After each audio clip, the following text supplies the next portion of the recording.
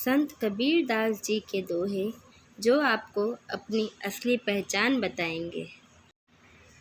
बेटा जाया क्या हुआ, कहा बजावे थाल, आवन जावन है रहा, जो कीड़ी का नाल। कबीर दास जी कहते हैं, हे प्राणी, बेटा पैदा होने पर तू थाली बजाकर इतनी खुशियाँ क्यों जता रहा है। जीव तो 84 लाख योनियों में वैसे ही आता जाता रहता है, यानी जन्म लेता और मृत्यु को प्राप्त होता रहा है। जैसे जल से युक्त नाले में कीड़े पैदा होते और मरते रहते हैं।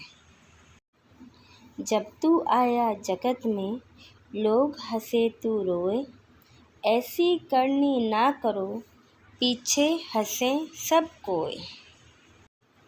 कबीर दास जी कहते हैं, जब तेरा जन्म हुआ तो उस समय तेरे आने की खुशी में तेरे माता पिता, भाई बंधु, सगे संबंधी खुशी से हंस रहे थे और तू रो रहा था।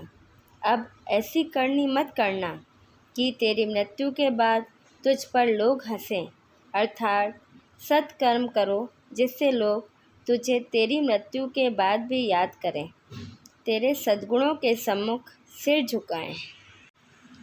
माटी कहे कुम्हार से, तू क्यों रौंदे मोए, एक दिन ऐसा आएगा मैं रौंदूंगी तोए। इस दोहे में कबीर दास जी कहते हैं, मिट्टी कुम्हार से कहती है कि तू मुझे क्यों रौंदता है, एक दिन ऐसा आएगा कि मैं तुम्हें रौंदूंगी। यानी मृत्यु के बाद तेरा अंतिम संस्कार होगा और तेरा पंचभूतों से बना शरीर मिट्टी से मिलकर मिट्टी हो जाएगा, या तुझे मिट्टी में दफनाया जाएगा तो भी तू मिट्टी में समाहित हो जाएगा। अगले दोहे में कबीर दास जी कहते हैं, नर नारी सब नरक है, जब लग देह सकाम, कहे कबीर ते राम के, जे सुमिरे नह काम। इस दोहे के माध्यम से कबीर दास जी यह कहना चाहते हैं, जब तक यह शरीर काम भावना से युक्त है तब तक सभी आदमी और औरत नरक के स्वरूप हैं, लेकिन जो निष्काम भाव यानी बिना किसी स्वार्थ और इच्छा के परमात्मा का स्मरण करते हैं, वह भगवान के सच्चे भगत हैं। तू करता तू भया, मुझ में रही न हूँ, वारी फेरी बलि गई, जित देखो तित तू। इस दोहे के माध्यम से कबीर दास जी कहते हैं कि हे परमात्मा, तुम्हारे नाम का सुमिरन करते करते मैं तुम जैसा हो गया हूँ। मेरा अहंकार खत्म हो गया। अब मेरे मन में सांसारिक वासना, ममता और तृष्णा नहीं है।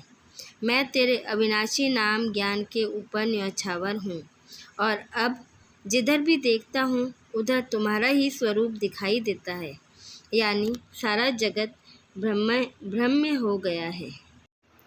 इसी तरह से दोहों के माध्यम से कबीर जी ने हमें जीवन की कई प्रेरणादायक सीख दी हैं। अगर पोस्ट पसंद आई हो तो लाइक एंड शेयर करना ना भूलें। धन्यवाद।